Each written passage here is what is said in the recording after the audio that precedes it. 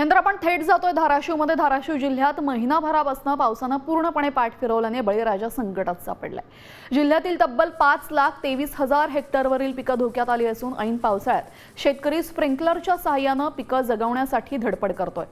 यातच कीटकनाशकांच्या प्रादुर्भावामुळे फवारणीचा खर्चही वाढल्याने शेतकरी दुहेरी संकटात सापडलाय। दरम्यान या सर्व परिस्थितीचा आढावा घेतलेला आहे आमचे प्रतिनिधी बालाजी सुरवसे यांनी। पाहूया।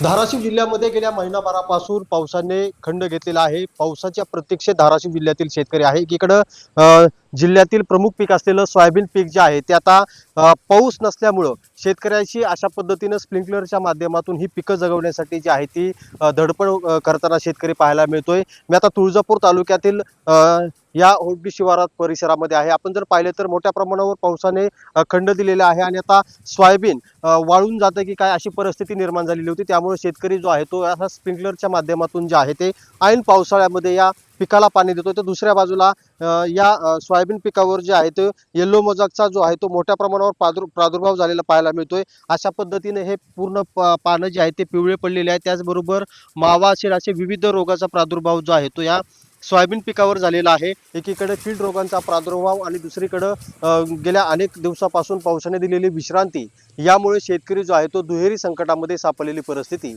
या भागामध्ये पाहायला मिळते। बालाजी सुरवसे, साम टीव्ही, धाराशिव।